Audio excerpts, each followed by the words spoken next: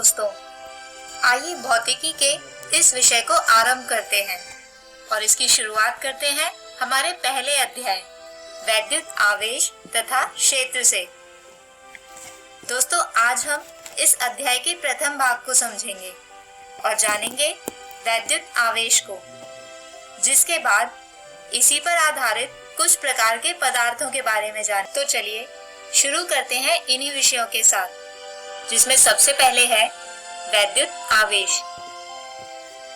दोस्तों, हमने हमारे आम जीवन में बहुत सी परिघटनाओं को घटित होते देखा है। जैसे सर्द मौसम में कभी कभी दरवाजे का हैंडल पकड़ने पर उसमें से अचानक एक बिजली का झटका जैसा लगता है। क्या आपके साथ भी ऐसा कभी हुआ है? इसके अतिरिक्त आप सभी ने बारिश के समय आसमान में चमकने वाली बिजली तो देखी ही होगी। और क्या कभी आपने अपने सूखे बालों से किसी गुब्बारे या कंघी को रगड़कर देखा है? क्या आपके बाल भी उस गुब्बारे या कंघी की तरफ आकर्षण के कारण खड़े हो जाते हैं?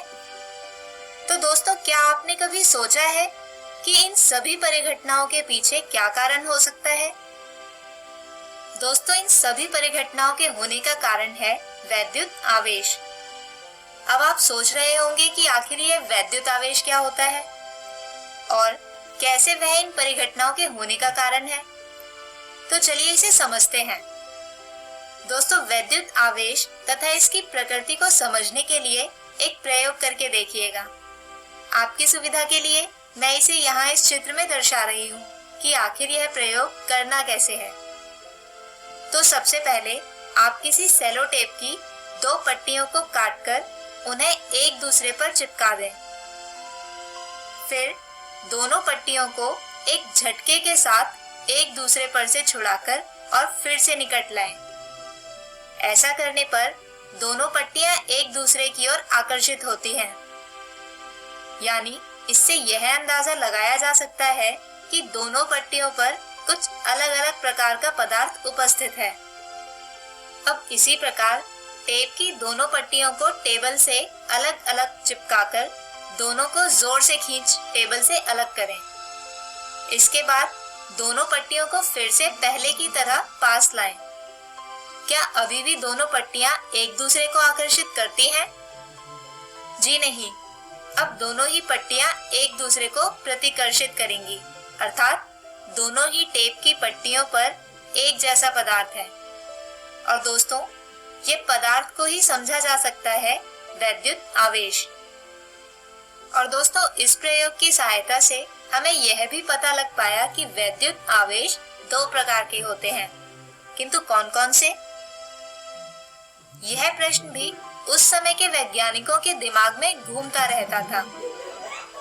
प्रयोगों के आधार पर यह भी पाया गया कि जब समान प्रकार के आवेश परस्पर संपर्क में आते हैं तो वे एक दूसरे से दूर भागते हैं, यानी समान आवेश एक दूसरे को प्रतिकर्षित करते हैं, जैसे कि यहाँ पर दर्शाया गया है। जबकि इसके विपरीत दो अलग अलग प्रकार के आवेश एक दूसरे की ओर खींचे चले आते हैं, यानी ऐसे आवेशों के बीच आकर्षण होता है। दोस्तों, इन आवेशों की प्रकृति के बारे में हमें बताया उस समय के एक वैज्ञानिक बेंजामिन फ्रैंकलिन ने। उन्होंने कहा कि आवेश या तो धनात्मक होते हैं, जिसे कुछ इस प्रकार दर्शाया जा सकता है, या फिर आवेश ऋणात्मक होते हैं, जिन्हें दर्शाया जाता है कुछ ऐसे। आवेशों की इसी प्रकृति तथा उपस्थिति की जांच करने के लिए एक उपकरण भी बनाया गया, जिसे नाम दिया गया स्वर्ण पत्र विद्युतदर्शी। दोस्तों, इस प्रकार के उपकरण में जब किसी आवेशित वस्तु को विद्युतदर्शी के ऊपर स्थित गेंदनुमा संरचना के पास लाया जाता है, तो विद्युतदर्शी के स्वर्ण पत्र एक दूसरे को प्रतिकर्षित करना आरंभ कर देते हैं, जिससे हम यह अनुमान लगा सकते हैं कि पास लाई गई वस्तु पर आवेश उपस्थित था। इसके अतिरिक्त स्वर्ण पत्रों के बीच जितना अधिक प्रतिकर्षण होगा, वस्तु उतनी ही अधिक आवेशित होगी। चलिए अब बात करते हैं कि किसी वस्तु को आवेशित किस प्रकार किया जाता है। तो दोस्तों, किसी वस्तु को आवेशित करने की मुख्यतः 3 विधियां हैं, जिसमें से पहली विधि कहलाती है घर्षण द्वारा आवेशन। इस विधि में जब किन्हीं 2 वस्तुओं को रगड़ा जाता है तो उन पर आवेश उत्पन्न हो जाता है। दूसरी विधि कहलाती है संपर्क द्वारा आवेशन, जिसमें आवेश किसी आवेशित वस्तु से किसी अनावेशित वस्तु पर स्थानांतरित होता है। और अंतिम विधि कहलाती है प्रेरण द्वारा आवेशन, जिसमें किसी दूसरी वस्तु पर आवेश पास में रखी आवेशित वस्तु के कारण उत्पन्न हो जाता है। दोस्तों, वैद्युत आवेश के गमन पर ही आधारित है विभिन्न प्रकार के पदार्थ, और इन पदार्थों को मुख्यतः 3 भागों में बांटा जाता है: विद्युत चालक, अर्धचालक तथा विद्युत रोधी। चलिए इनकी भिन्नताओं पर विचार करते हैं।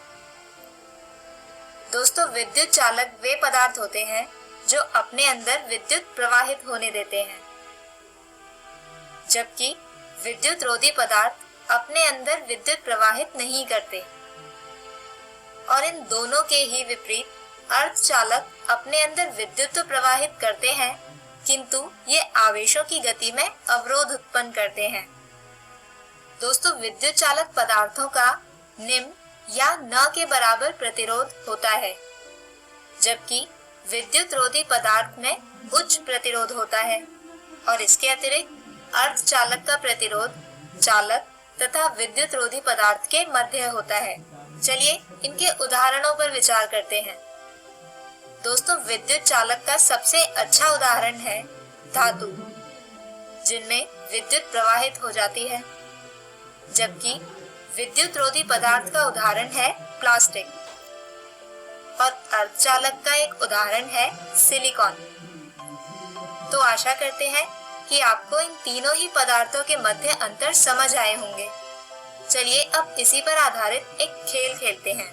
दोस्तों, यहाँ एक अलमारी में कुछ सामान रखा है और यहाँ आपके सामने 3 टोकरी रखी हैं, जिन पर विद्युत चालक, अर्धचालक तथा विद्युत रोधी लिखा है।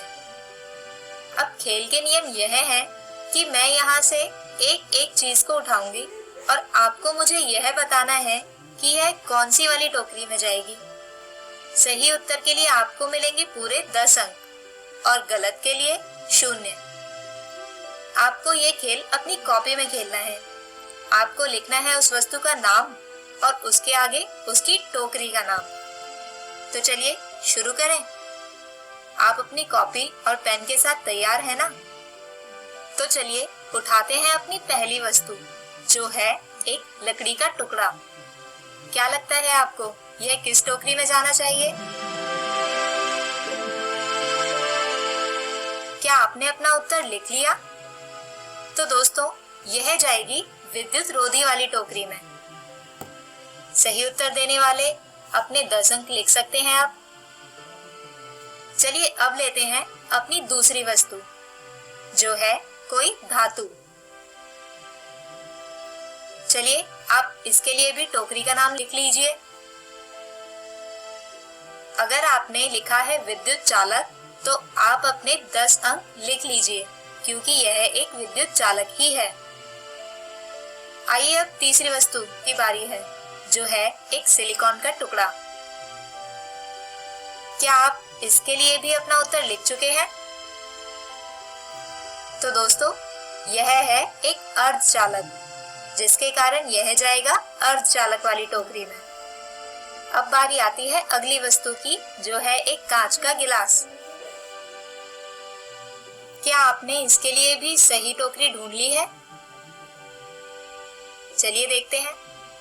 तो क्योंकि कांच एक विद्युत रोधी पदार्थ है, इसलिए यह वस्तु जाएगी विद्युत रोधी वाली टोकरी में। और अंत में एक बिल्ली। क्या आपने अपना उत्तर लिख लिया है? तो अगर आपने लिखा है कि इसे विद्युत चालक वाली टोकरी में जाना चाहिए, तो यह बिल्कुल ठीक है, क्योंकि जंतुओं का शरीर विद्युत चालक प्रकार का होता है। और दोस्तों, यही कारण है कि जीव जंतुओं को बिजली के झटके अक्सर लग जाते हैं। तो आप में से कौन यह खेल जीता? दोस्तों, हमारे आज के इस वीडियो में हमने जाना कि सर्द मौसम में दरवाजे के हैंडल को छूने से अक्सर लगने वाला बिजली का झटका या सूखे बालों में गुब्बारे को रगड़ने के पश्चात बालों का सीधा खड़े हो जाना या बारिश के दिनों में दिखाई देने वाली बिजली या तड़ित के पीछे केवल एक ही कारण होता है, जिसे कहा जाता है विद्युत आवेश के पदार्थों के विषय में। तो दोस्तों, हम आशा करते हैं कि आज का यह वीडियो आपको समझ आया होगा। दोस्तों, इसी पार्ट के अगले वीडियो में हम जानेंगे इन्हीं विद्युत आवेशों के कुछ मूल गुणों को। तब तक आप घर जाकर आज के पढ़ाए गए विषयों को अपनी पुस्तक से दोहराने की कोशिश करें। कल के पार्ट में हमने जाना था वैद्युत आवेश के बारे में, जिसके बाद आज हम जानेंगे इन्हीं वैद्युत आवेश के मूल गुणों को। तो चलिए शुरू करते हैं।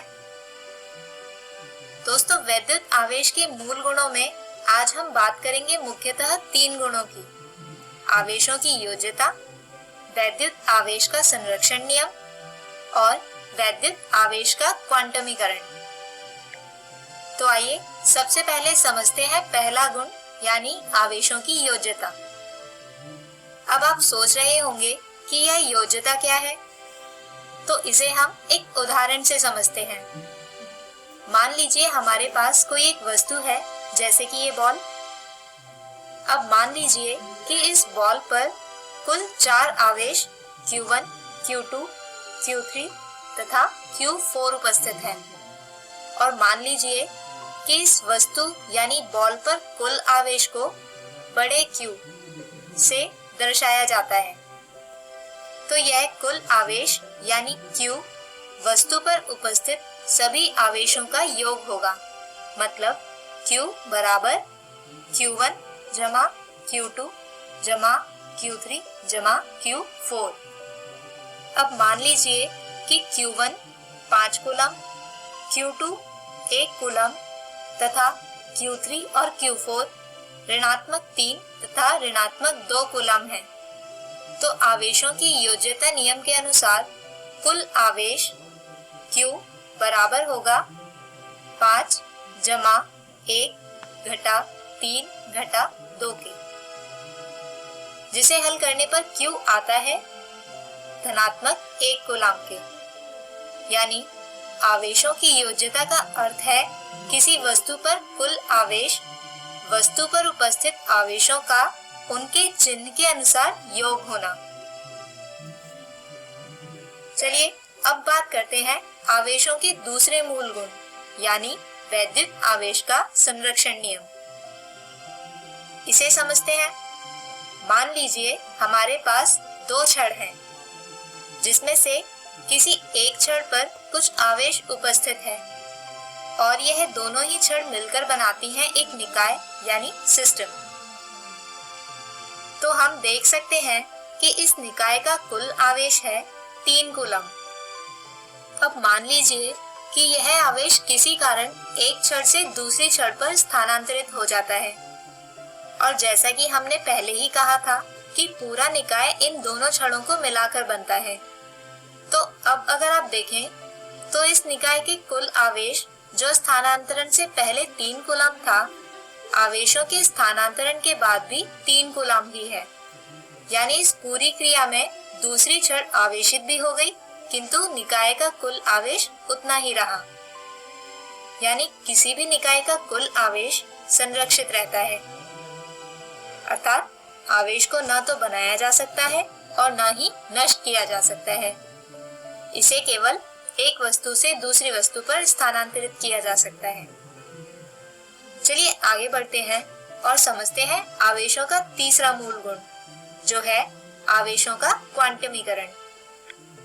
दोस्तों, इसे समझने से पहले हम जरा अपने दिमाग पर जोर डालकर यह याद कर लेते हैं कि किसी वस्तु को आवेशित किस किस प्रकार से किया जा सकता था। तो अगर आपको हमारा पिछला वीडियो याद होगा तो आप आसानी से बता सकते हैं कि किसी वस्तु को आवेशित करने की कुल 3 विधियां हैं: संपर्क द्वारा आवेशन, घर्षण द्वारा आवेशन और प्रेरण द्वारा आवेशन, जिसे हमने हमारे पिछले वीडियो में बताया था। अब आप सोच रहे होंगे कि मैंने आपको इन्हें याद करने को क्यों कहा। तो दोस्तों, इन तीनों ही विधियों में आवेश का स्थानांतरण होता है और जैसा कि हम जानते हैं कि वस्तु में आवेश का वाहक होता है इलेक्ट्रॉन, तो यकीनन स्थानांतरण के समय एक पूरा इलेक्ट्रॉन ही एक से दूसरी वस्तु पर चला जाता है, न कि कोई आधा अधूरा इलेक्ट्रॉन। और दोस्तों, जैसा कि हम जानते ही हैं कि एक इलेक्ट्रॉन पर कुल आवेश होता है 1.6 गुणा 10 की घात ऋणात्मक 19 कूलम। यानी किसी भी वस्तु पर उत्पन्न आवेश Q को ज्ञात करने के लिए हमें बस उस वस्तु पर आए इलेक्ट्रॉन की संख्या जाननी है और उस संख्या और इलेक्ट्रॉन का आवेश का गुणनफल हमें बताएगा वस्तु पर कुल आवेश की मात्रा, यानी Q बराबर NE, जहां Q वस्तु का कुल आवेश, N वस्तु पर उत्पन्न कुल इलेक्ट्रॉन तथा E एक इलेक्ट्रॉन का आवेश है। और दोस्तों, यही कहलाता है आवेश का क्वांटमीकरण, जिसके अनुसार कुल आवेश एक इलेक्ट्रॉन के आवेश का किसी वास्तविक पूर्ण संख्या का गुणज होता है। चलिए अब इसी नियम पर आधारित एक प्रश्न समझते हैं। एक प्लास्टिक की छड़ को ऊन से रगड़ने पर उसमें ऋणात्मक 8 गुणा 10 की घात ऋणात्मक 7 कूलम आवेश उत्पन्न होता है। ऊन से प्लास्टिक की छड़ पर स्थानांतरित होने वाले इलेक्ट्रॉन की संख्या क्या होगी? तो दोस्तों, जैसा कि प्रश्न में दिया गया है कि छड़ को ऊन से रगड़ने पर कुल आवेश यानी Q उत्पन्न होता है, जो बराबर है ऋणात्मक 8 गुणा 10 की घात ऋणात्मक 7 कूलम के। अब वैद्युत आवेश के क्वांटमीकरण द्वारा हम लिख सकते हैं कि Q बराबर है NE के। और दोस्तों, क्योंकि हमें निकालना है N यानी इलेक्ट्रॉन की संख्या, तो वो बराबर होगी Q बटे E के। चलिए अब इस समीकरण में हम Q तथा E का मान रख देते हैं और इसे हल करते हैं। तो इसे हल करने पर N बराबर आता है 5 गुणा 10 की घात 12 के, यानी कुल इलेक्ट्रॉन 5 गुणा 10 की घात 12 होंगे। तो दोस्तों, हमारे आज के इस वीडियो में हमने वैद्युत आवेश के 3 मूल गुण जाने, जो थे आवेशों की योज्यता, वैद्युत आवेश का संरक्षण नियम और वैद्युत आवेश का क्वांटमीकरण। तो दोस्तों, हम आशा करते हैं कि आज का यह वीडियो आपको समझ आया होगा। दोस्तों, हमारे पिछले वीडियो में हम बात कर रहे थे क्लास 12 के फर्स्ट चैप्टर वैद्युत आवेश तथा क्षेत्र की, जिसमें आज हम जिन टॉपिक की बात करेंगे वो है आवेशों के बीच बल तथा कूलाम नियम की। तो आइए बात करते हैं सबसे पहले टॉपिक आवेशों के बीच लगने वाले बल की। दोस्तों, हमने हमारे पिछले वीडियो में देखा था कि अलग अलग वैद्युत आवेश एक दूसरे को अट्रैक्ट यानी आकर्षित करते हैं, जबकि एक समान आवेश एक दूसरे को रिपेल यानी प्रतिकर्षित करते हैं। यानी इन दोनों ही परिस्थितियों को देखते हुए हम ये कह सकते हैं कि वैद्युत आवेश एक दूसरे पर फोर्स यानी बल लगाते हैं।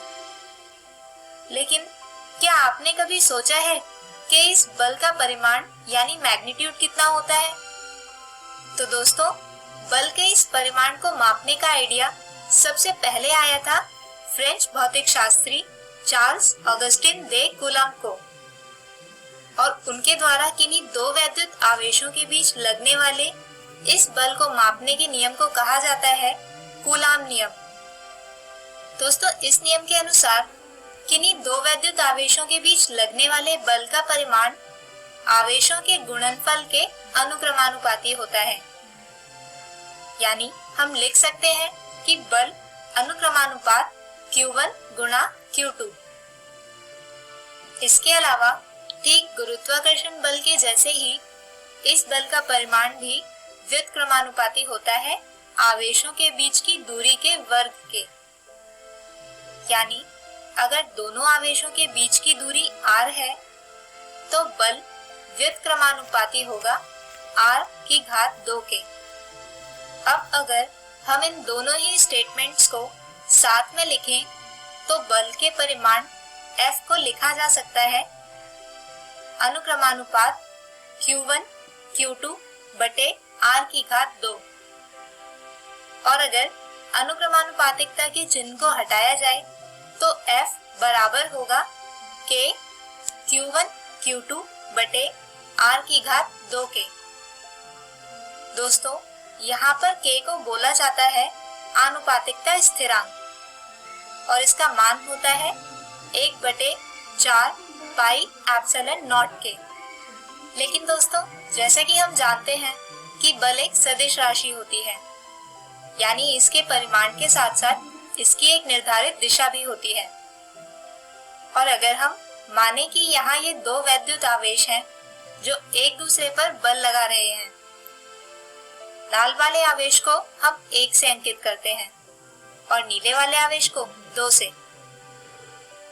अब जैसा कि हम देख रहे हैं कि ये दोनों ही आवेश एक दूसरे को अपनी ओर खींच रहे हैं, यानी आवेश 1 की वजह से आवेश 2 पर जो बल लग रहा है वो कुछ इस दिशा में होगा। दोस्तों, इसे हम लिख सकते हैं F21, यानी आवेश 2 पर आवेश 1 की वजह से लगने वाला बल। और ठीक इसी तरह आवेश 1 पर आवेश 2 की वजह से लगने वाला बल कुछ इस तरह से होगा और इसे लिखा जा सकता है F12, यानी आवेश 1 पर आवेश 2 की वजह से लगने वाला बल। अब दोस्तों, कूलाम नियम के अनुसार इन दोनों ही बलों का परिमाण होगा एक समान और जो बराबर होगा 1/4 पाई एप्सिलॉन नॉट गुणा Q1 Q2 बटे r की घात 2। दोस्तों, यहाँ पर एप्सिलॉन नॉट को कहा जाता है परमिटिविटी ऑफ वैक्यूम, यानी निर्वात की पारगम्यता, और इसका मान होता है 8.854 गुणा 10 की घात ऋणात्मक 12 कूलम की घात 2 प्रति न्यूटन प्रति मीटर स्क्वायर। और इस मान को रखकर हम निकाल सकते हैं 1/4 पाई एप्सिलॉन नॉट की वैल्यू, जो होती है 9 गुणा 10 की घात 9 न्यूटन मीटर स्क्वायर प्रति कूलम स्क्वायर के बराबर। आइए अब इसी नियम पर आधारित एक उदाहरण समझते हैं। क्वेश्चन है 5 माइक्रोकूलम आवेश के 2 कणों को 1 मीटर लंबे विद्युत रोधी तार से जोड़ा जाता है तथा इस निकाय को एक चिकनी सतह वाली मेज पर रखा जाता है। तार में उत्पन्न होने वाले खिंचाव की गणना करें। यानी 2 कण जिनका आवेश 5-5 माइक्रोकूलम है किसी 1 मीटर लंबे विद्युत रोधी तार से जुड़े हैं। दोस्तों, तार विद्युत रोधी होने की वजह से यहाँ आवेश एक कण से दूसरे कण पर स्थानांतरित नहीं होगा। इसके अलावा ये पूरा निकाय एक चिकनी सतह वाली मेज पर रखा है जिससे किसी भी तरह की मूवमेंट को हम देख सकें। अब हमें निकालना है इस तार में उत्पन्न होने वाला खिंचाव। तो आइए सबसे पहले समझते हैं कि ये खिंचाव आखिर होगा क्यों, और इसे समझने के लिए हम देखते हैं इस मेज का टॉप व्यू।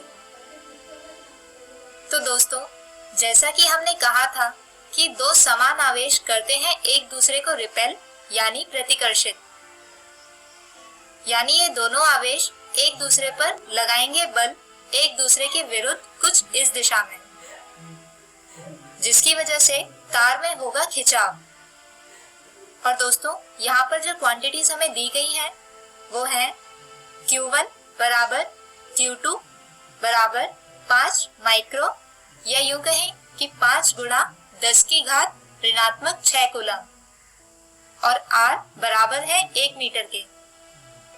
अब न्यूटन के तीसरे नियम के अनुसार ये खिंचाव होगा कणों पर लगने वाले बल के ही बराबर, यानी T बराबर F, और कूलम नियम से हम निकाल सकते हैं F, जो बराबर होगा 1/4 pi epsilon not Q1 Q2 बटे R की घात 2 के। अब यहाँ पर हम Q1, Q2 और R का मान रखकर इसे हल करें तो F आता है 0.225 न्यूटन, यानी तार में उत्पन्न खिंचाव था 0.225 न्यूटन। तो दोस्तों, हम उम्मीद करते हैं कि आज की इस वीडियो में बताए गए टॉपिक्स आपको समझ आए होंगे। हमारे आज के इस वीडियो में हमने बात की आवेशों के बीच लगने वाले बल की, जिसके परिमाण को मापने के लिए एक नियम दिया था फ्रेंच भौतिक शास्त्री चार्ल्स ऑगस्टिन दे कूलम्ब ने, और जिसे कहा जाता है कूलम्ब नियम, जिसे हमने इस वीडियो में समझा था। फ्रेंड्स, अभी तक हम चैप्टर 1 वैद्युत आवेश तथा क्षेत्र के 3 भागों को पढ़ चुके हैं। आज हम इसका चौथा भाग समझेंगे, और इस चौथे पार्ट में हम जो विषय समझेंगे वो है वैद्युत क्षेत्र तथा वैद्युत क्षेत्र रेखाएं। दोस्तों, हमने हमारे पिछले वीडियो में कूलम्ब नियम को समझा था, जिससे हम किन्हीं दो आवेशों के बीच लगने वाले बल को माप सकते हैं। अब जैसे यहाँ आवेश Q दूसरे आवेश Q पर बल लगा रहा है, जिसकी वैल्यू है 1/4 pi epsilon not Q1 Q2 बटे R की घात 2।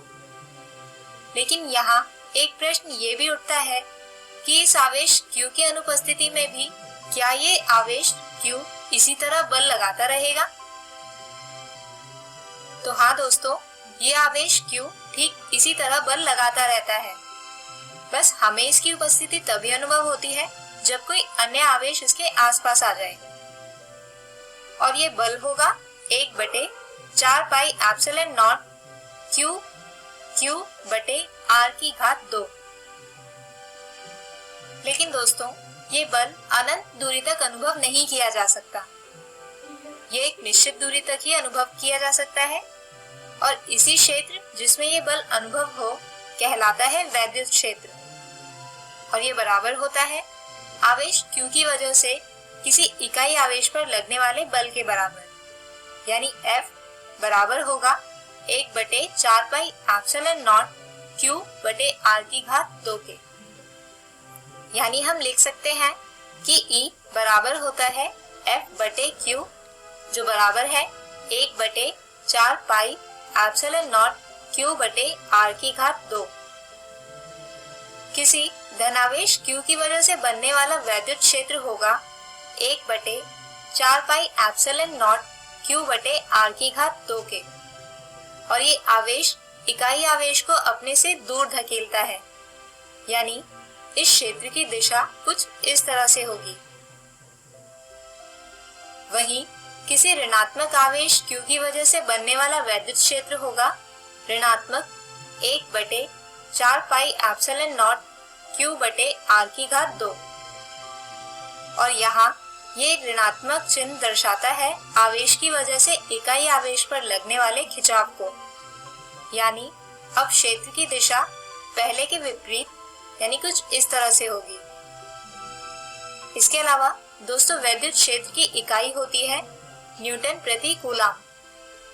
आइए अब बात करते हैं अलग अलग आकार वाले आवेशित वस्तुओं की वजह से बनने वाले वैद्युत क्षेत्र की। तो दोस्तों, किसी आवेशित चादर की वजह से वैद्युत क्षेत्र कुछ इस तरह से होगा, यानी क्षेत्र की दिशा चादर के लंबवत होगी, जबकि किसी तार जो बेलनाकार आकृति का होता है उसमें भी वैद्युत क्षेत्र की दिशा बेलन के वक्र पृष्ठ के सतह के लंबवत होगी। और अगर किसी आवेशित गोले से बनने वाले वैद्युत क्षेत्र की बात करें तो वो बाहर या अंदर की ओर उन्मुख त्रिज्यीय होती है। आइए अब समझते हैं वैद्युत क्षेत्र रेखाओं को। दोस्तों, हमने किसी आवेश की वजह से बनने वाले वैद्युत क्षेत्र को समझा, जिसका मान होता है 1/4 पाई एप्सिलॉन नॉट Q बटे R की घात 2। लेकिन दोस्तों, वैद्युत क्षेत्र एक सदिश राशि होती है, यानी परिमाण के साथ साथ इसकी एक दिशा भी होती है। अब जैसे यहाँ इस आवेश की वजह से बनने वाले वैद्युत क्षेत्र की दिशा बाहर की ओर उन्मुख त्रिज्यीय होगी। इसके अलावा क्योंकि ये क्षेत्र r की घात 2 के व्युत्क्रमानुपाती होता है, इसलिए जैसे जैसे इस आवेश से दूर जाएंगे वैसे वैसे क्षेत्र की तीव्रता कम होने लगेगी। इसीलिए हम क्षेत्र के सदिशों को बनाएं तो वो आवेश के पास लंबे यानी ज्यादा तीव्र और आवेश से दूर छोटे यानी कम तीव्र होंगे। और इन्हीं दिशा सदिशों को मिलाकर बनने वाली रेखाएं कहलाती हैं वैद्युत क्षेत्र रेखाएं। दोस्तों, किसी धनावेश की वजह से जो क्षेत्र रेखाएं बनती हैं, उनकी दिशा बाहर की ओर उन्मुख त्रिज्यीय होती है, जबकि किसी ऋणावेश की वजह से बनने वाली क्षेत्र रेखाओं की दिशा अंदर की ओर उन्मुख त्रिज्यीय होती है। अगर हम दो समान आवेश को आसपास रखें तो वो एक दूसरे को प्रतिकर्षित यानी रिपेल करते हैं, जिसकी वजह से उनकी क्षेत्र रेखाएं एक दूसरे से दूर जाती हैं, कुछ इस तरह से। जबकि असमान आवेश एक दूसरे को आकर्षित यानी अट्रैक्ट करते हैं, जिसकी वजह से उनकी क्षेत्र रेखाएं एक दूसरे की तरफ मुड़ जाती हैं। तो फ्रेंड्स, इसके अलावा वैद्युत क्षेत्र रेखाओं के कुछ गुण भी होते हैं जो कुछ इस तरह से हैं। ये वैद्युत क्षेत्र रेखाएं धनावेश से प्रारंभ कर ऋणावेश पर समाप्त होती हैं। इसके अतिरिक्त ये रेखाएं कभी नहीं टूटती, दो रेखाएं एक दूसरे को कभी नहीं काटती। और अंत में विद्युत क्षेत्र रेखाएं बंद लूप नहीं बनाती। तो हम उम्मीद करते हैं कि आज के वीडियो के टॉपिक्स आपको समझ आए होंगे। आइए आज के इन्हीं टॉपिक्स पर बेस्ड एक उदाहरण समझते हैं। 5 माइक्रोकूलम के एक बिंदु आवेश से 1 मीटर की दूरी पर एक परीक्षण आवेश द्वारा अनुभवी वैद्युत क्षेत्र के परिमाण की गणना करें। बिंदु आवेश द्वारा निर्मित वैद्युत क्षेत्र की दिशा को भी बताएं। तो दोस्तों, जैसे कि हमें दिया गया है कि आवेश 5 माइक्रोकूलम से 1 मीटर की दूरी पर है कोई परीक्षण आवेश, यानी यहाँ इस केस में Q होगा 5 माइक्रो यानी 5 गुणा 10 की घात ऋणात्मक 6 कूलम और R है 1 मीटर। अब जैसा कि हम जानते हैं, किसी वैद्युत क्षेत्र का परिमाण मापने का फॉर्मूला होता है E बराबर 1/4 पाई एप्सिलॉन नॉट Q बटे R की घात 2। तो यहाँ पर Q और R का मान रखने और सॉल्व करने पर E आता है 45,000 न्यूटन। और दोस्तों, क्योंकि यह आवेश Q एक धनावेश है और जैसा कि हम जानते ही हैं कि किसी धनावेश की वजह से बनने वाले वैद्युत क्षेत्र की दिशा बाहर की ओर उन्मुख त्रिज्यीय होती है, यानी यहाँ पर भी वैद्युत क्षेत्र की दिशा होगी बाहर की ओर उन्मुख त्रिज्यीय।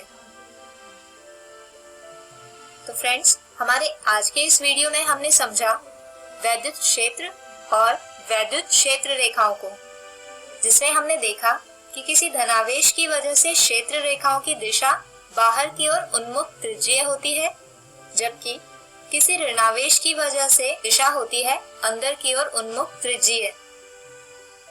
हमारे दोस्तों, अभी तक हम चैप्टर 1 वैद्युत आवेश तथा क्षेत्र के 4 भागों को पढ़ चुके हैं। आज हम इसका 5वां भाग समझेंगे और इस 5वें भाग में हम जो टॉपिक्स समझेंगे वो है वैद्युत फ्लक्स, गाउस नियम और गाउस नियम के अनुप्रयोग। दोस्तों, हमने अपने पिछले वीडियो में वैद्युत क्षेत्र और उससे जुड़ी वैद्युत क्षेत्र रेखाओं के बारे में जाना था, जबकि किसी पृष्ठ से गुजरने वाली वैद्युत क्षेत्र रेखाओं की कुल संख्या पृष्ठ से संबंध विद्युत फ्लक्स कहलाता है। अब जैसे यहाँ इस आवेश Q से जो वैद्युत क्षेत्र रेखाएं बनेंगी, उनमें से कुछ क्षेत्र रेखाएं इस पृष्ठ से भी होकर निकलेंगी, तो इस पृष्ठ से गुजरने वाली रेखाओं की संख्या कही जाती है वैद्युत फ्लक्स। आइए अब समझते हैं कि इसे मापते कैसे हैं। मान लीजिए कि हमारे पास एक बंद पृष्ठ S है। अगर आप इस पृष्ठ की लंबवत दिशा देखें तो वो होगी कुछ इस तरह। अब मान लीजिए कि इस पृष्ठ से कुछ वैद्युत क्षेत्र रेखाएं इस तरह से पास होती हैं। तो इस पृष्ठ के एक छोटे से क्षेत्रफल ds के लिए वैद्युत फ्लक्स भी भिन्नात्मक ही होगा, यानी d फाई। तो हम लिख सकते हैं कि d फाई बराबर होगा E डॉट ds। दोस्तों यहाँ ds सदिश पृष्ठ S की लंबवत दिशा है। अब जैसा कि हम जानते हैं कि दो वेक्टर्स का डॉट प्रोडक्ट यानी अदिश गुणनफल लिखा जा सकता है E ds cos थीटा।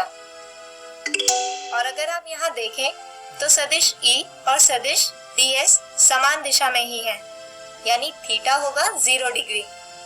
और जैसा कि हम जानते हैं कि cos 0 डिग्री होता है 1, इसलिए फाई यानी कुल वैद्युत फ्लक्स बराबर होगा E गुणा S के। दोस्तों वैद्युत फ्लक्स का ऐसा ही मात्रक होता है न्यूटन प्रति कूलम मीटर की घात 2। आइए अब बात करते हैं आज के हमारे दूसरे टॉपिक गाउस नियम की, जिसे दिया था मशहूर मैथमेटिशियन और फिजिसिस्ट कार्ल फ्रेडरिक गाउस ने।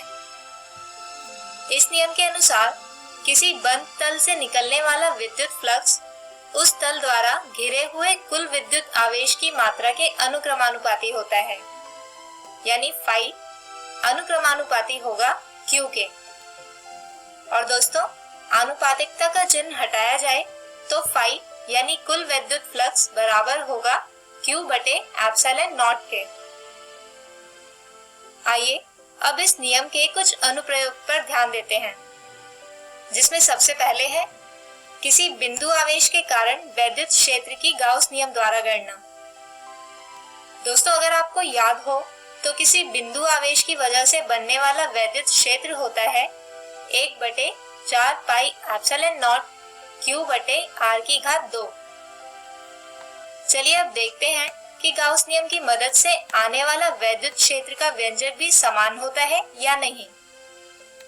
तो मान लीजिए कि यहाँ ये बिंदु आवेश Q है, जिससे बनने वाले वैद्युत क्षेत्र को हमें मापना है।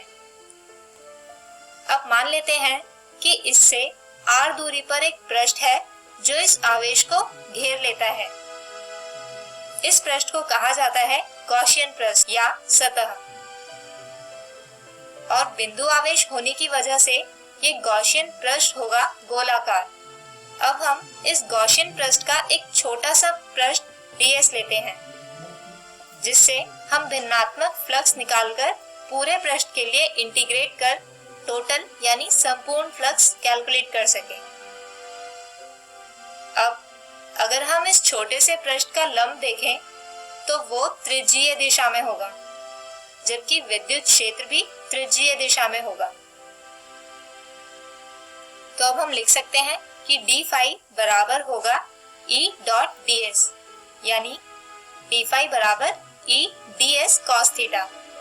और दोस्तों क्योंकि ये दोनों ही सदिश समान दिशा में है, इसलिए यहाँ पर भी थीटा होगा 0 डिग्री। और फिर से क्योंकि cos 0 डिग्री बराबर होता है 1 के, इसलिए d फाई बराबर होगा E ds के। आइए अब इस पूरे गॉसियन पृष्ठ के लिए इसे इंटीग्रेट करते हैं। अब गाउस नियम के अनुसार कुल फ्लक्स फाई होता है Q बटे एप्सिलॉन नॉट और गोले का पृष्ठीय क्षेत्रफल होता है 4 पाई R की घात 2, यानी इक्वेशन बनेगी Q बटे एप्सिलॉन नॉट बराबर E गुणा 4 पाई R की घात 2। और अगर इससे वैद्युत क्षेत्र मापा जाए तो E होगा 1 बटे 4 पाई एप्सिलॉन नॉट Q बटे R की घात 2।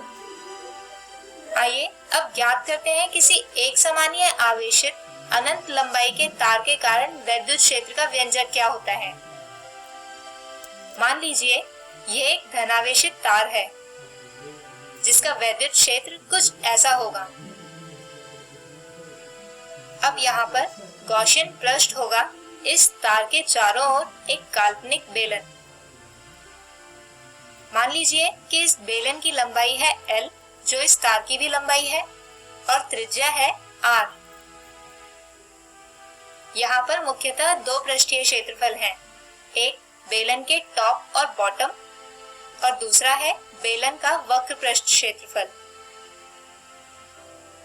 अब मान लेते हैं कि लैम्डा आवेश प्रति इकाई लंबाई है और बेलन का कुल आवेश Q बराबर होगा लैम्डा गुणा L, यानी आवेश प्रति इकाई लंबाई गुणा तार की लंबाई के।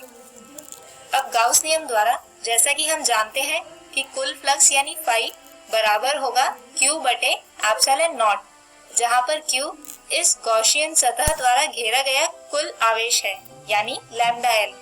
तो अगर इस समीकरण में Q की जगह लैम्डा L को रखा जाए तो समीकरण होगा फाई बराबर लैम्डा L बटे एप्सिलॉन नॉट, और इसके अतिरिक्त फ्लक्स बराबर होगा E डॉट ds के। दोस्तों क्योंकि यहाँ पर दो तरह के पृष्ठीय क्षेत्रफल हैं, इसलिए d फाई बराबर होगा E डॉट ds1 जमा ds2, या इसे लिख सकते हैं कि d फाई बराबर होगा E डॉट ds1 जमा E डॉट ds2। इसके अतिरिक्त इसे लिखा जा सकता है d फाई बराबर E ds1 cos थीटा 1 जमा E ds2 cos थीटा 2। अब दोस्तों अगर आप यहाँ ध्यान से देखें तो पृष्ठ 1 पर हम देख सकते हैं कि यहाँ पृष्ठ के लंब और वैद्युत क्षेत्र की दिशा में 90 डिग्री का कोण बनता है, जबकि पृष्ठ 2 के लंब और वैद्युत क्षेत्र की दिशा में 0 डिग्री का कोण बनता है, जिसकी वजह से सिर्फ पृष्ठ 2 वाला व्यंजक ही इस समीकरण में रह पाएगा, क्योंकि cos 90 की वैल्यू 0 होती है और पृष्ठ 1 वाला व्यंजक समाप्त हो जाता है। यानी अब समीकरण आएगी d फाई बराबर E ds2 cos 0 डिग्री या d फाई बराबर E ds2, और जिसे पूरे पृष्ठ के लिए इंटीग्रेट करना पड़ेगा। लेकिन उससे पहले हम लिख लेते हैं गाउस नियम की सहायता से निकलने वाला कुल फ्लक्स, जो था फाई बराबर लैम्डा L बटे एप्सिलॉन नॉट। इसके अलावा इंटीग्रेट करने पर आता है लैम्डा L बटे एप्सिलॉन नॉट बराबर E गुणा 2 पाई R L। और दोस्तों इससे अगर वैद्युत क्षेत्र का व्यंजक निकाला जाए तो वो आएगा लैम्डा बटे 2 पाई एप्सिलॉन नॉट R। तो दोस्तों हम उम्मीद करते हैं कि आज के वीडियो के टॉपिक्स आपको समझ आए होंगे। आइए आज के इन्हीं टॉपिक्स पर आधारित एक उदाहरण समझते हैं। किसी घन जिसके अंदर आवेश जमा Q उपस्थित है के एक पृष्ठ से संबंधित वैद्युत फ्लक्स की गणना करें। तो फ्रेंड्स जैसा कि हमें दिया गया है कि एक घन के अंदर आवेश Q बंद है, तो हम गाउस नियम की मदद से लिख सकते हैं कि घन से निकलने वाला वैद्युत फ्लक्स फाई बराबर होगा Q बटे एप्सिलॉन नॉट के। अब क्योंकि घन में कुल 6 पृष्ठ होते हैं, तो किसी एक पृष्ठ से निकलने वाला वैद्युत फ्लक्स कुल फ्लक्स का 1/6 होगा, यानी फाई बराबर होगा 1/6 गुणा घन से निकलने वाला कुल वैद्युत फ्लक्स। यानी घन के किसी एक पृष्ठ से संबंधित वैद्युत फ्लक्स फाई बराबर है 1/6 गुणा Q बटे एप्सिलॉन नॉट या Q बटे 6 एप्सिलॉन नॉट। तो आज के हमारे इस वीडियो में हमने समझा वैद्युत फ्लक्स को और जाना गाउस नियम को। इसके साथ हमने देखे गाउस नियम के कुछ अनुप्रयोग, जैसे किसी बिंदु आवेश के कारण वैद्युत क्षेत्र और किसी एक समानीय आवेशित अनंत लंबाई के तार के कारण वैद्युत क्षेत्र। हमारे अगले वीडियो में दोस्तों अभी तक हम चैप्टर 1 वैद्युत आवेश तथा क्षेत्र के 5 भागों को पढ़ चुके हैं। आज हम इसका छठा भाग समझेंगे और इस छठे भाग में हमारे पिछले भाग के विषय गाउस नियम के अनुप्रयोगों को आगे बढ़ाएंगे। तो दोस्तों इसमें हमारा सबसे पहला अनुप्रयोग है गाउस नियम द्वारा एक समान रूप से आवेशित असीम रूप से लंबे पतली चादर के कारण वैद्युत क्षेत्र की गणना करना। इसके लिए मान लीजिए कि ये एक असीम रूप से लंबी व पतली चादर है जो कि धन आवेशित है। तो दोस्तों हम एक छोटा सा गॉसियन क्षेत्र कंसीडर कर लेते हैं जो इसके दोनों तरफ होगा। और ये गॉसियन क्षेत्र एक बेलन की शेप में होगा, जिसके मुख्यतः दो क्षेत्रफल हैं। एक बेलन का ऊपर तथा नीचे वाला भाग जो वृत्त होता है जैसे A, इसके अलावा एक वक्र पृष्ठ जैसे B। अब मान लेते हैं कि सिग्मा आवेश का क्षेत्रफल घनत्व है, तो चादर पर कुल आवेश यानी Q होगा सिग्मा गुणा चादर का क्षेत्रफल। अब अगर गाउस नियम की सहायता से कुल फ्लक्स निकालें और पूरे गॉसियन क्षेत्र के लिए इसे इंटीग्रेट भी करें तो आने वाले दोनों ही व्यंजक बराबर होंगे। और क्योंकि बेलन के ऊपर व नीचे के भाग एक समान वृत्तीय क्षेत्र है, इसलिए ये समीकरण बनेगी फाई बराबर सिग्मा A बटे एप्सिलॉन नॉट जो गाउस नियम से आया है बराबर 2 गुणा integration of E dot DSA जो बेलन के ऊपर व नीचे वाले वृत्त के हिस्से हैं, जमा इंटीग्रेशन E डॉट DSB जो बेलन के वक्र पृष्ठ के कारण आता है। अब अगर आप बेलन के वृत्तीय क्षेत्र जैसे कि A के लिए देखें तो E और DS की दिशा समान ही होगी, जबकि वक्र पृष्ठ B के लिए E तथा DS की दिशा एक दूसरे के लंबवत होगी।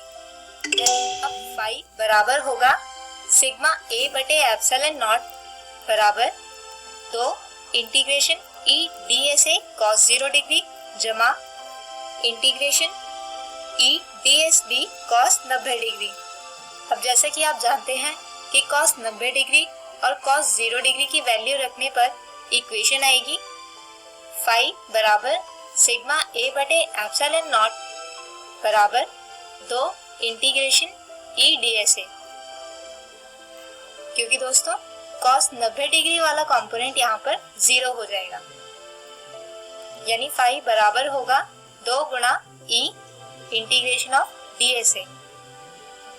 और इसे हल करें तो आता है सिग्मा A बटे एप्सिलॉन नॉट बराबर 2 गुणा E गुणा A, जहाँ पर A इस चादर का क्षेत्रफल है, या यहाँ से वैद्युत क्षेत्र E का मान यदि निकाला जाए तो वह होगा सिग्मा A बटे 2A एप्सिलॉन नॉट। और क्योंकि अंश और हर में A उपस्थित है जो आपस में कट जाएंगे तो E बचेगा सिग्मा बटे 2 एप्सिलॉन नॉट।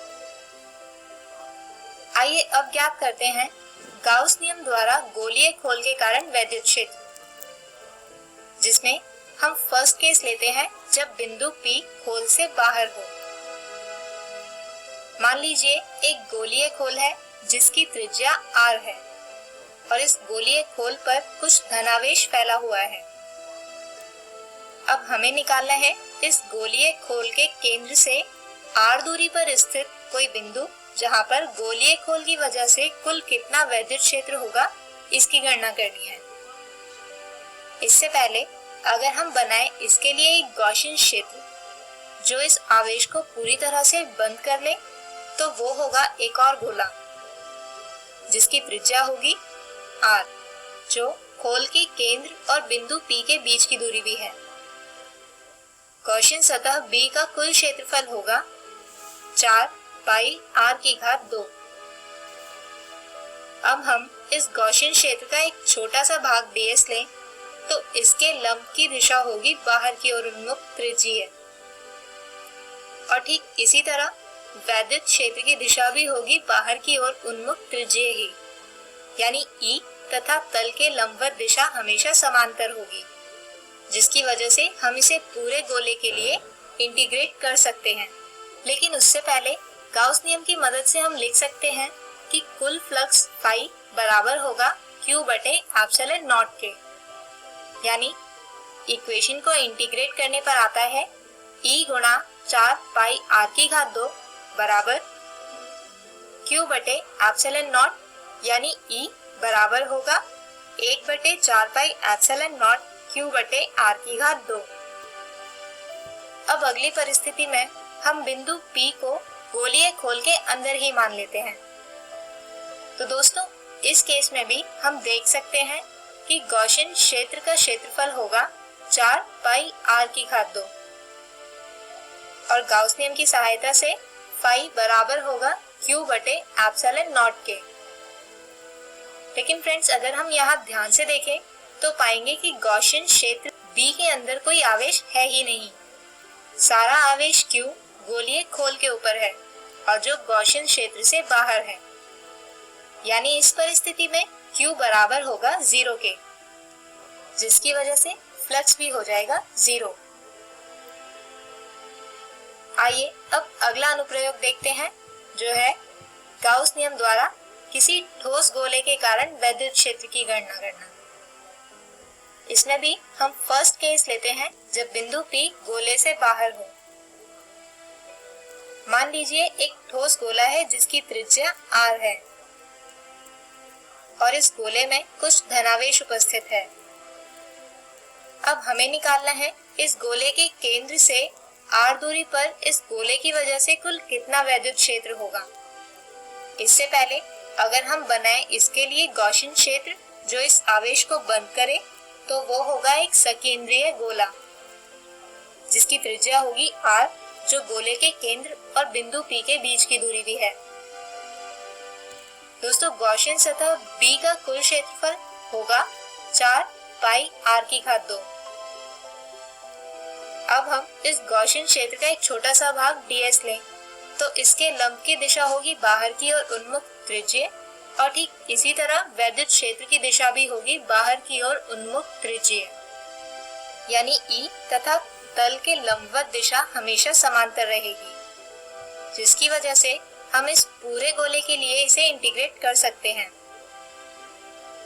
लेकिन उससे पहले गाउस नियम की मदद से हम लिख लेते हैं कि कुल फ्लक्स फाई बराबर होगा Q बटे एप्सिलॉन नॉट के। तो फ्रेंड्स, यहाँ पर इस समीकरण को इंटीग्रेट करने पर आता है E गुणा 4 पाई r की घात 2 बराबर Q बटे एप्सिलॉन नॉट। यानी यहाँ से E आता है 1 बटे 4 पाई एप्सिलॉन नॉट Q बटे r की घात 2। और दोस्तों, यह व्यंजक ठीक वैसा ही है जैसा किसी बिंदु आवेश या किसी गोलीय खोल के कारण बनने वाले वैद्युत क्षेत्र का होता है। यानी हम ये मान सकते हैं कि इस केस में गोले का पूरा आवेश गोले के केंद्र पर ही केंद्रित रहता है। आइए अब दूसरा केस लेते हैं, जिसमें बिंदु P गोले के अंदर हो। इसके लिए मान लीजिए कि ये एक ठोस गोला है जिसमें आवेश Q उपस्थित है। अब हम इस गोले के अंदर ही कहीं एक बिंदु P मान लेते हैं जो इस गोले के केंद्र से r दूरी पर है। बिंदु P से गुजरने वाला गॉसियन क्षेत्र भी एक गोला होगा, जिसे यहाँ B से दर्शाया गया है। इसी गॉसियन क्षेत्र का एक छोटा सा भाग लेते हैं और इसके बाद इसे पूरे क्षेत्र के लिए इंटीग्रेट करेंगे। यहाँ पर इस छोटे से क्षेत्र के तल का लंब भी बाहर की ओर उन्मुख त्रिज्य है, जबकि इस गॉसियन क्षेत्र का क्षेत्रफल होगा 4 पाई r की घात 2। दोस्तों, मान लीजिए कि रो आवेश का आयतन घनत्व है, जिसका मान होगा रो बराबर Q बटे 4 बटे 3 पाई r की घात 3। यानी इस गोले का कुल आवेश बटे गोले का कुल आयतन। और दोस्तों, गॉसियन क्षेत्र से बंद होने वाला आवेश Q डैश होगा रो गुणा 4 बटे 3 पाई r की घात 3। यानी आवेश का आयतन घनत्व गुणा गॉसियन क्षेत्र से बंद होने वाले गोले का आयतन। अब दोस्तों, गाउस नियम से फाई बराबर आता है Q डैश बटे एप्सिलॉन नॉट के। इसके अलावा फ्लक्स बराबर होता है E डॉट ds के इंटीग्रेशन के। तो अगर इसे इंटीग्रेट करें और Q का मान रखें तो समीकरण आएगा रो गुणा 4 बटे 3 पाई r की घात 3 बटे एप्सिलॉन नॉट बराबर E गुणा 4 पाई r की घात 2, जिसे हल करने पर हमें मिलता है वैद्युत क्षेत्र का व्यंजक, जो होगा रो r बटे 3 एप्सिलॉन नॉट। तो फ्रेंड्स, हमारे आज के इस वीडियो में हमने गाउस नियम के कुछ और अनुप्रयोगों को देखा, जो थे एक समान रूप से आवेशित असीम रूप से लंबे पतली चादर के कारण विद्युत क्षेत्र, इसके अतिरिक्त गोलीय खोल के कारण वैद्युत क्षेत्र और ठोस गोले के कारण वैद्युत क्षेत्र। हमारे अगले वीडियो में हम बात करेंगे अगले विषय। अब बढ़ते हैं इसके अगले भाग यानी भाग 7 की ओर, जिसमें आज हम समझेंगे विद्युत द्विध्रुव को। तो आइए सबसे पहले समझते हैं कि विद्युत द्विध्रुव आखिर होता क्या है। तो दोस्तों, अल्प दूरी से पृथक दो समान एवं विपरीत आवेशों का निकाय कहलाता है विद्युत द्विध्रुव। अब जैसे यहाँ पर दो आवेश धनात्मक तथा ऋणात्मक Q जिनका परिमाण समान है, एक दूसरे से एक छोटी सी दूरी 2a से पृथक किए गए हैं। इसके अलावा एक विद्युत द्विध्रुव का आघूर्ण होता है P बराबर Q गुणा 2a और इसकी दिशा होती है ऋणात्मक Q से धनात्मक Q की ओर। आइए इसके बाद समझते हैं कि किसी विद्युत द्विध्रुव की वजह से बनने वाला वैद्युत क्षेत्र किस प्रकार का होता है। तो यहाँ इसमें सबसे पहले हम एक केस लेते हैं जब हमें वैद्युत क्षेत्र को मापना है द्विध्रुव के किसी अक्षीय बिंदु पर। तो हम यहाँ पर बना लेते हैं एक विद्युत द्विध्रुव जिसके दोनों किनारों पर धनात्मक Q तथा ऋणात्मक Q आवेश उपस्थित है और ये एक छोटी सी दूरी 2a से पृथक किए गए हैं। इस द्विध्रुव के अक्ष पर कुछ दूरी पर एक बिंदु P मान लेते हैं, जिस पर हमें इस द्विध्रुव की वजह से बनने वाले वैद्युत क्षेत्र की गणना करनी है और ये बिंदु द्विध्रुव के मध्य बिंदु से r दूरी पर स्थित है। अब अगर हम यहाँ पर ऋणात्मक Q आवेश की वजह से बनने वाला वैद्युत क्षेत्र देखें तो वो होगा E बराबर ऋणात्मक 1/4 पाई एप्सिलॉन नॉट Q बटे R जमा a की घात 2। और क्योंकि ये वैद्युत क्षेत्र P यानी द्विध्रुव आघूर्ण के विपरीत दिशा में है, यानी धनात्मक से ऋणात्मक आवेश की ओर, इसी कारण यह एक ऋणात्मक क्वांटिटी है। ठीक इसी तरह अगर हम लिखें आवेश प्लस Q की वजह से बिंदु P पर लगने वाला वैद्युत क्षेत्र, तो वो होगा E बराबर 1/4 पाई एप्सिलॉन नॉट Q बटे R घटा a की घात 2, जो सदिश P के समान दिशा में होने की वजह से एक धनात्मक राशि है।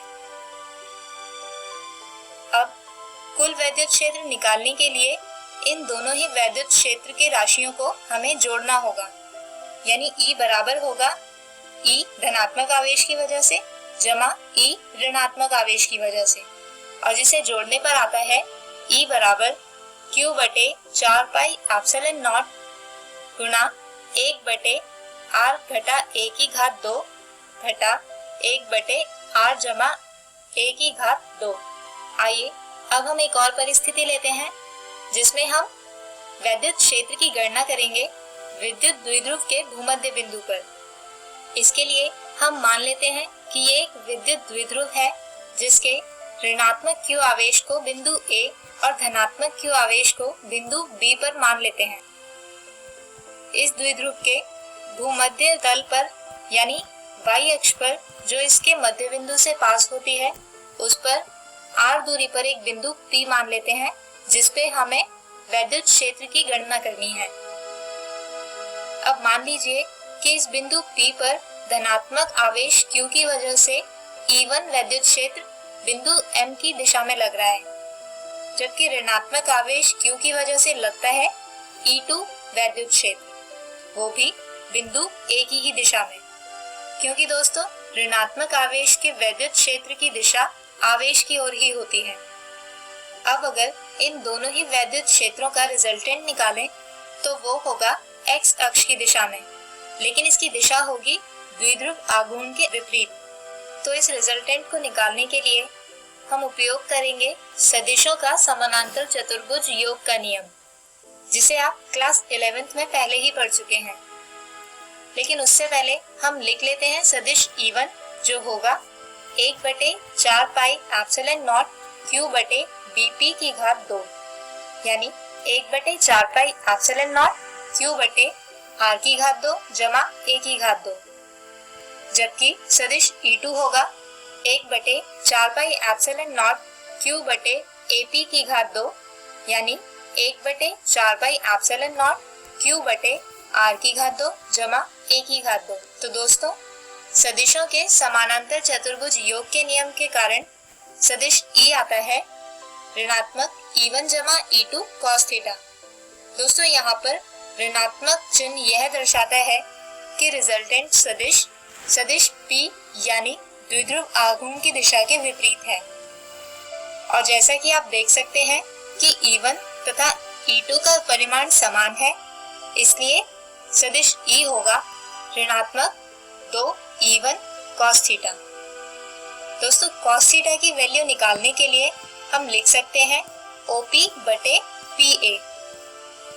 तो अब इस समीकरण में हम सभी राशियों यानी E1, OA तथा PA का मान रखें और हल करें तो वैद्युत क्षेत्र E आता है ऋणात्मक 1/4πε0 Q गुणा 2A बटे R की घात 2 जमा A की घात 2 की पूरी घात 3/2। अब मान लीजिए कि बिंदु P की ये दूरी आवेशों को पृथक करने वाली दूरी से बहुत अधिक है, यानी A को R में जोड़ने या घटाने पर R में कोई ज्यादा फर्क नहीं आएगा, यानी R की तुलना में हम A को नगण्य मान सकते हैं। तो ऐसा करने पर E आता है ऋणात्मक 1/4πε0 Q गुणा 2A बटे R की घात 3। आइए अब समझते हैं विद्युत द्विध्रुव हमारे भौतिक जगत में कहाँ पर एग्जिस्ट करता है, यानी विद्युत द्विध्रुव का भौतिक महत्व क्या है। तो दोस्तों, हमारे भौतिक जगत में कुछ यौगिक ऐसे होते हैं जिसमें धनात्मक तथा ऋणात्मक परमाणु होते हैं और उनके बीच की दूरी बहुत कम होती है। अब जैसे यहाँ पर कार्बन डाइऑक्साइड यानी CO2 के इस यौगिक में अगर आप देखें तो यहाँ पर 2 द्विध्रुव आघूर्ण हैं जो एक दूसरे के विपरीत दिशा में हैं, यानी किसी बाहरी वैद्युत क्षेत्र की अनुपस्थिति में इस यौगिक का कुल द्विध्रुव आघूर्ण 0 होता है, जबकि वही एक और यौगिक जैसे H2O यानी जल का यौगिक, इसमें बनने वाली दोनों द्विध्रुव आघूर्ण के केंद्र कोइंसाइड नहीं करते, जिसकी वजह से द्विध्रुव आघूर्ण एक दूसरे के विपरीत न होकर एक दूसरे पर अलाइंड होते हैं, जिसकी वजह से किसी बाहरी विद्युत क्षेत्र की अनुपस्थिति में भी इनका कुछ न कुछ द्विध्रुव आघूर्ण रहता है। तो हम उम्मीद करते हैं कि आज के वीडियो की टॉपिक आपको समझ आए होंगे। आइए आज के इन्हीं टॉपिक पर आधारित एक उदाहरण समझते हैं। प्रश्न है, 2 सेंटीमीटर की दूरी से पृथक 2 कूलाम और ऋणात्मक 2 कूलाम के समान आवेशों वाली द्विध्रुव के द्विध्रुवीय आघूर्ण की गणना करें। दोस्तों, हमें यहाँ पर इस प्रश्न के कुल 4 विकल्प दिए गए हैं, जिसमें पहला है 0.02 कूलाम मीटर, जबकि दूसरा है 0.04 कूलाम मीटर, तीसरा विकल्प है 0.06 कूलाम मीटर और चौथा विकल्प है 0.08 कूलाम मीटर। तो दोस्तों, जैसा कि हमें दिया गया है, एक द्विध्रुव जिसके दोनों किनारों पर धनात्मक तथा ऋणात्मक 2 कूलाम के आवेश उपस्थित हैं और इनके बीच की दूरी है 2 सेंटीमीटर, यानी यहाँ पर Q है 2 कूलाम और D यानी दूरी है 2 सेंटीमीटर या यूं कहें 0.02 मीटर। अब जैसा कि हम जानते हैं कि किसी विद्युत द्विध्रुव का आघूर्ण होता है P बराबर Q गुणा D, तो यहाँ पर Q तथा D का मान रखने और इसे हल करने पर P आता है 0.04 कूलाम मीटर, यानी विकल्प B जो था 0.04 कूलाम मीटर सही उत्तर है। तो दोस्तों, हमारे आज के इस वीडियो में हमने जाना विद्युत द्विध्रुव के बारे में और मापा किसी विद्युत द्विध्रुव के कारण बनने वाला वैद्युत क्षेत्र, वो भी अलग अलग 2 बिंदुओं पर, जिसमें पहला था अक्षीय बिंदु और दूसरा था भूमध्य बिंदु। और अंत में हमने देखा हमारे भौतिक जगत में एग्जिस्ट करने वाले कुछ विद्युत द्विध्रुव को। हमारे अगले वीडियो में हम हम समझेंगे कि जब किसी द्विध्रुव को किसी एक समान बाह्य क्षेत्र में रखा जाता है तो वो किस तरह से बिहेव करता है, यानी एक समान बाह्य क्षेत्र में द्विध्रुव। दोस्तों, इसे समझने के लिए सबसे पहले मान लेते हैं कि यहाँ पर एक समान वैद्युत क्षेत्र E कुछ इस दिशा में फ्लो कर रहा है। अब हम इसमें किसी एक विद्युत द्विध्रुव को रखते हैं। यहाँ पर जैसा कि आप देख सकते हैं कि यह द्विध्रुव विद्युत क्षेत्र की दिशा में न होकर कुछ टेढ़ी रखी है। इसकी अलग अलग स्थिति के बारे में हम बाद में विचार करेंगे। अभी अगर हम देखें तो यह पाते हैं कि द्विध्रुव अपनी प्रारंभिक स्थिति में बदलाव लाती है और विद्युत क्षेत्र की दिशा में घूम जाती है। यानी हम कह सकते हैं कि किसी एक समान बाह्य क्षेत्र में विद्युत द्विध्रुव स्वयं को विद्युत क्षेत्र की दिशा के अनुदिश कर लेते हैं। आइए समझते हैं कि आखिर ऐसा होता क्यों है। मान लीजिए कि यहाँ पर एक विद्युत क्षेत्र कुछ इस दिशा में है, जिसमें हमने एक द्विध्रुव रखा है, जिसमें धनात्मक आवेश बिंदु A तथा ऋणात्मक आवेश बिंदु B पर रखा है। दोस्तों, यहाँ पर हमने केवल विद्युत क्षेत्र की दिशा को दर्शाने के लिए एक ही एरो बनाया है। अब जैसे कि हम जानते हैं कि धनात्मक आवेश विद्युत क्षेत्र की दिशा में जाना चाहेंगे, क्योंकि विद्युत क्षेत्र एक धनात्मक आवेश से ही उत्सर्जित होता है और दो समान आवेश एक दूसरे को प्रतिकर्षित यानी रिपेल करते हैं।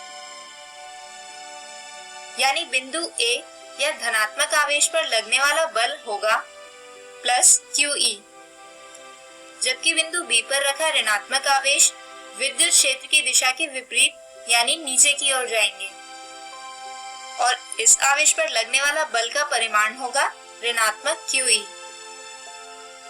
अब दोस्तों, जैसा कि हम जानते हैं कि किसी निकाय पर समान परिमाण किंतु विपरीत दिशा में लगने वाले बल युग्म निकाय में बल आघूर्ण उत्पन्न करते हैं, यानी यहाँ पर भी इस द्विध्रुव में उत्पन्न होता है बल आघूर्ण, जिसकी वजह से ये द्विध्रुव अपने मध्य बिंदु के सापेक्ष घूम जाता है। दोस्तों, बल आघूर्ण को ज्ञात करने का सूत्र होता है बल गुणा बिंदुओं के बीच लंबवत दूरी। और जैसा कि हमने अभी लिखा कि द्विध्रुव पर लगने वाला बल है QE। इसके अलावा बिंदुओं के बीच लंबवत दूरी जानने के लिए हम त्रिकोणमिति का उपयोग करेंगे। मान लीजिए कि ये द्विध्रुव विद्युत क्षेत्र के साथ थीटा डिग्री का कोण बनाता है। तो अगर हम बिंदु A तथा बिंदु B से एक समकोण त्रिभुज ACB बनाएं, तो इसमें कोण BAC भी होगा थीटा। यानी यहाँ पर दोनों बिंदुओं या आवेशों के बीच लंबवत दूरी है AC, जिसका मान होगा 2A sin थीटा। तो दोनों ही राशियों का मान बल आघूर्ण के फॉर्मूला में रखें तो बल आघूर्ण टाउ आता है QE गुणा 2A sin थीटा। दोस्तों, यहाँ पर हम 2QA को साथ लिख लेते हैं और अगर आपको याद हो तो यह होता है द्विध्रुव आघूर्ण, जिसे लिखा जाता है P से। यानी बल आघूर्ण होगा PE sin थीटा।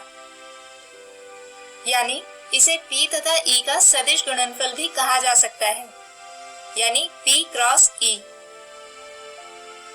आइए अब इस द्विध्रुव की विद्युत क्षेत्र में विभिन्न स्थितियों पर विचार करते हैं, जिसमें सबसे पहले आता है जब द्विध्रुव विद्युत क्षेत्र की दिशा में हो।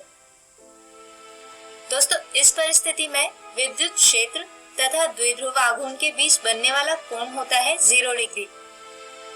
तो बल आघूर्ण का मान होगा PE sin 0 डिग्री। और क्योंकि sin 0 डिग्री का मान होता है 0, इसलिए यहाँ पर बल आघूर्ण का मान भी होगा 0। यानी इस केस में द्विध्रुव नहीं घूमेगी। अगली परिस्थिति है जब द्विध्रुव विद्युत क्षेत्र के लंबवत हो। दोस्तों, इस परिस्थिति में विद्युत क्षेत्र तथा द्विध्रुव आघूर्ण के बीच बनने वाला कोण होता है 90 डिग्री।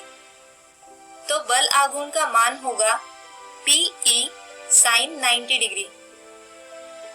और क्योंकि sin 90 डिग्री का मान होता है 1, इसलिए यहाँ पर बल आघूर्ण का मान हो जाएगा P गुणा E। आइए अब आज के वीडियो में समझाए गए विषय पर आधारित एक उदाहरण समझते हैं। प्रश्न है, समान आवेश 2 कूलम और ऋणात्मक 2 कूलम को 2 सेंटीमीटर की दूरी से अलग करने वाले विद्युत द्विध्रुव को 30 डिग्री के कोण पर 0.225 न्यूटन प्रति कूलम के विद्युत क्षेत्र में रखा गया है। द्विध्रुव में उत्पादित बल आघूर्ण की गणना करें। दोस्तों, जैसा कि हमें प्रश्न में दिया गया है कि यहाँ पर ये द्विध्रुव विद्युत क्षेत्र से थीटा यानी 30 डिग्री का कोण बनाती है। तो यहाँ पर हम हमें दी हुई राशियां लिख लेते हैं, जो है Q बराबर 2 कूलम। इसके अलावा 2A बराबर है 2 सेंटीमीटर या फिर इसे लिख सकते हैं 0.02 मीटर। इसके अलावा E यानी विद्युत क्षेत्र है 0.225 न्यूटन प्रति कूलम और थीटा एंगल दिया हुआ है 30 डिग्री। अब जैसे कि हम जानते हैं कि बल आघूर्ण होता है P क्रॉस E या 2QA E sin थीटा। तो दोस्तों, यहाँ हम सभी राशियों का मान इस समीकरण में रख देते हैं तथा इन्हें हल करने पर आता है बल आघूर्ण का मान, जो होगा 0.0045 न्यूटन मीटर। तो दोस्तों, हमारे आज के इस वीडियो में हमने समझा कि किसी एक समान बाह्य क्षेत्र में रखा कोई विद्युत द्विध्रुव किस प्रकार बल आघूर्ण उत्पन्न करता है। हमारे अगले वीडियो में हम शुरू करेंगे